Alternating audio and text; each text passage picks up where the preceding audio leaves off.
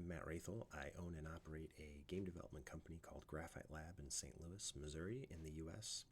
And I also am a professor of practice of game design at Maryville University also in St. Louis.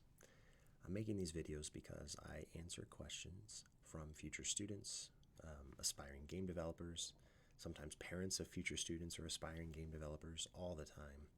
And I felt like making a video series might be a more effective way of answering some of these questions, as well as give a means for these answers to be shared and redistributed and turn into a bit of a conversation versus just me answering questions for just one student, once in a blue moon.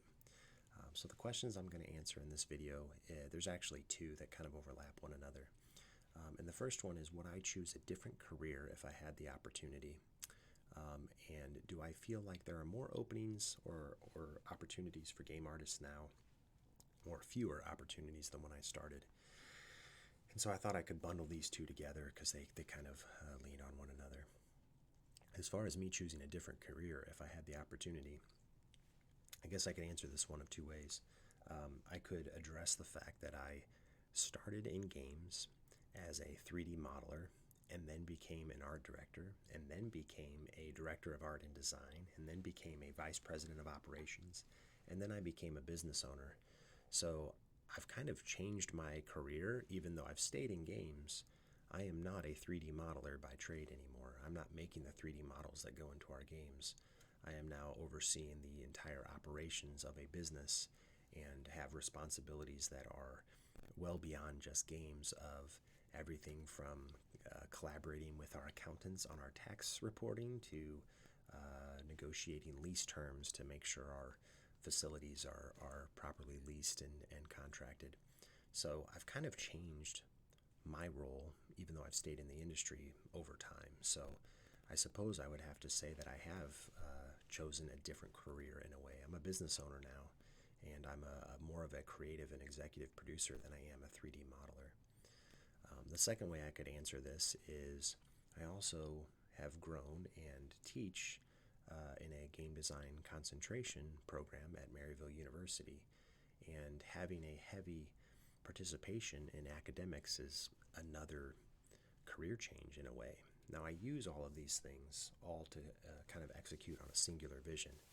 It's my goal and my passion to grow video game development here in my hometown of St. Louis, Missouri, and owning a business that can hire and promote and cultivate and support game developers helps get that job done. Having a game design program that can teach aspiring game designers how to make games and write game design proposals and game design documentation and learn the ins and outs of game engines like Unity helps achieve on that mission and vision. So in terms of career, I'm kind of more of on a mission in a way. My career is my mission, which is to grow video game development here in St. Louis. So if that takes me into fundraising, or if that takes me into nonprofit or grant style, kind of work, I feel like I'm still in the same career, if that makes sense. To go further into that, you've seen or kind of heard my role change over time. I think there are more openings and opportunities for game artists and game developers now more than ever. So if I ever really wanted to get back into 3D modeling, I think there are more opportunities. And here's how I'm going to justify that. When I got my start, there were no third-party game engines of any significance. And now that sounds pretty harsh, because there were engines like Gamebryo and Torque and others that were third-party.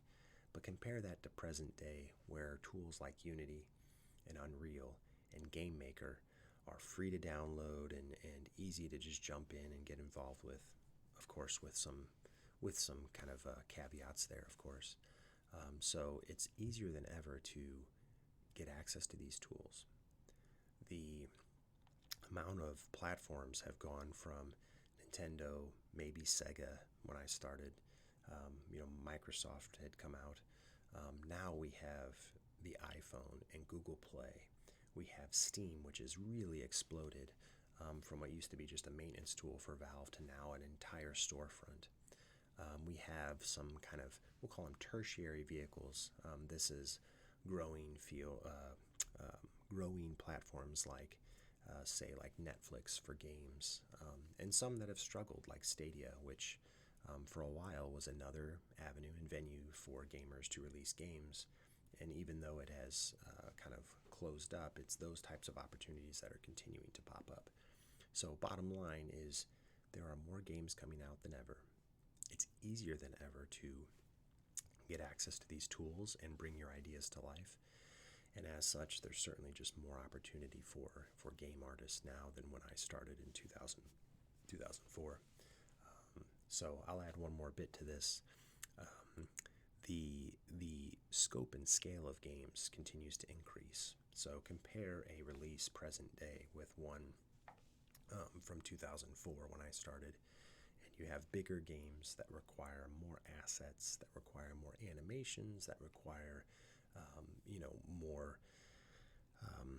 more lighting passes or texture painting or prop modeling. There's more that goes into some of these products, and as such just demands more from the industry that creates them. So